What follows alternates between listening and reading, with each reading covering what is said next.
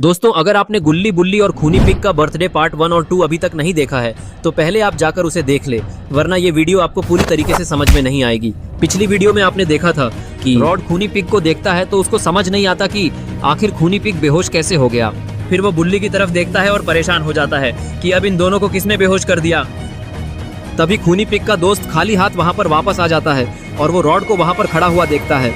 Rod भी उसे देखते हुए बोलता है कि खूनी पिग के दोस्त, तुम वहाँ से कैसे आ रहे हो? मेरा मतलब है कि तुम उस तरफ कब गए और क्यों गए, और मुझे समझ में नहीं आ रहा यहाँ हुआ क्या, और ये सब लोग बेहोश कैसे पड़े हैं, क्या तुम मुझे बता सकते हो? ये सुनकर खूनी पिग का दोस्त रॉड से बोलता है कि तुम लोगों ने मिलकर खूनी पिग का बर्थडे खराब कर दिया, इसलिए अब मैं तुम्हें नहीं छोड़ूंगा। अब यहाँ से कोई भी जिंदा वापस नहीं जाएगा। वैसे भी मेरे हाथों से 2 शिकार पहले ही भाग चुके हैं और अब तुम सवाल पूछ पूछ कर मेरा दिमाग खराब कर रहे हो। अब सबसे पहला मरने का नंबर तुम्हारा ही है। इतना बोलकर वो छोटा पिग रॉड के ऊपर हमला कर देता है, लेकिन जैसे ही वो रॉड के ऊपर हमला करने के लिए आगे बढ़ता है, रॉड उसके हमले को रोकते हुए उसे फ्रीज कर देता है। पिग को फ्रीज करने के बाद रॉड काफी ज्यादा खुश हो जाता है और बहुत जोर जोर से हंसने लगता है। इसकी हंसी की आवाज सुनकर खूनी पिग को भी होश आने लगता है और फिर वो उठकर खड़ा हो जाता है। खड़े होते ही खूनी पिग सामने देखता है कि रॉड ने उसके साथी को फ्रीज कर दिया। ये देखकर खूनी पिग रॉड के ऊपर गुस्सा करने लगता है और तेज से चिल्लाते हुए उससे बोलता है, रॉड, तुमने मेरे दोस्त को फ्रीज करके मुझसे दुश्मनी मोड़ ले ली है, वो भी इन इंसानों के लिए। और आज मेरा बर्थडे था और आज ही के दिन तुमने मुझसे दोस्ती तोड़कर मुझे बहुत अच्छा गिफ्ट दिया है, इसलिए मैं बदले में तुम्हें भी कुछ गिफ्ट देना चाहूंगा।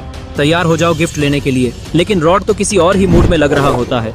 वो कूदते हुए खूनी पिग के पास जाता है और स्टाइल मारते हुए उसकी तरफ दोस्ती का हाथ बढ़ाते हुए बोलता है कि खूनी पिग, ये सब लड़ाई झगड़ा बंद करो, और वैसे भी आज तुम्हारा बर्थडे है, काफी अच्छा दिन है। चलो ये सब लड़ाई झगड़े को अभी खत्म करते हैं। तुम दोबारा से मेरे दोस्त बन जाओ और बुल्ली और शॉन को यहाँ से जाने दो। लेकिन दोस्ती वाली बात खूनी पिग को पसंद नहीं आती है और फिर वो रॉड का घंटा बजा देता है। लेकिन रॉड को इससे ज्यादा फर्क नहीं पड़ता है और फिर वो खूनी पिग के ऊपर झपट जाता है। और बस फिर क्या था, शुरू हो गई खूनी पिग की सुताई।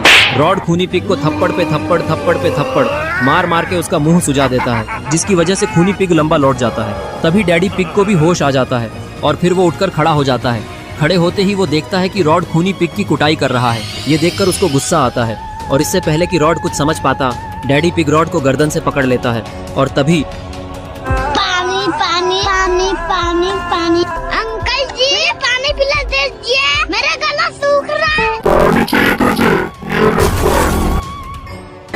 ये लो पानी। इसके बाद खूनी पिग को भी होश आ जाता है और वो उठकर बैठ जाता है और वो अपना सर को खुजाने लगता है। तभी डैडी पिग उससे बोलता है, ये रॉड हमारे लिए काफी बड़ी मुसीबत खड़ी कर सकता है। इसने तो हमारे एक साथी को भी फ्रीज कर दिया है।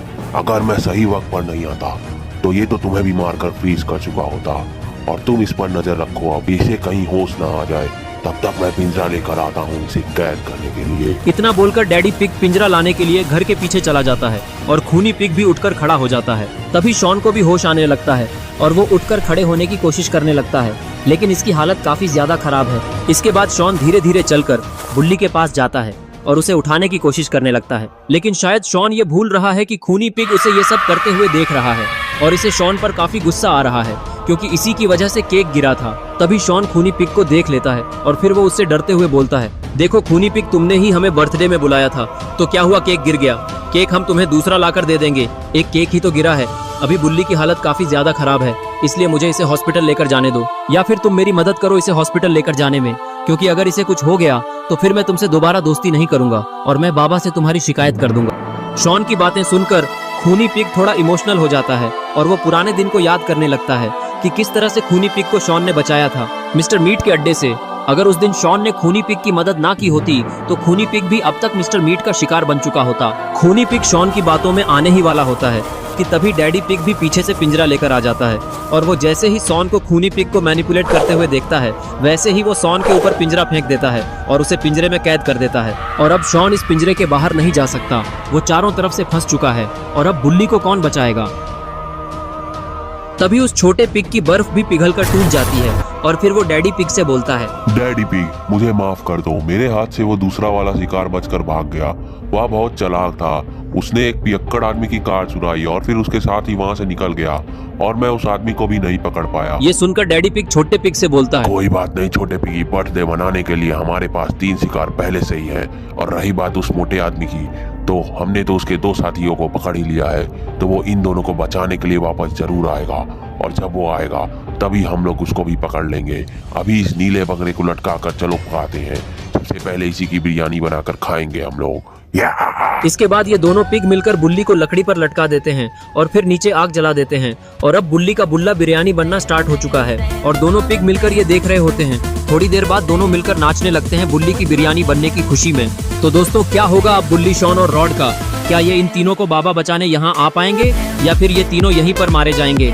ये सब हम जानेंगे नेक्स्ट पार्ट में। तो दोस्तों, अगर आप नेक्स्ट पार्ट देखना चाहते हैं तो इस वीडियो के नीचे पार्ट 4 लिखकर कमेंट कर दीजिए।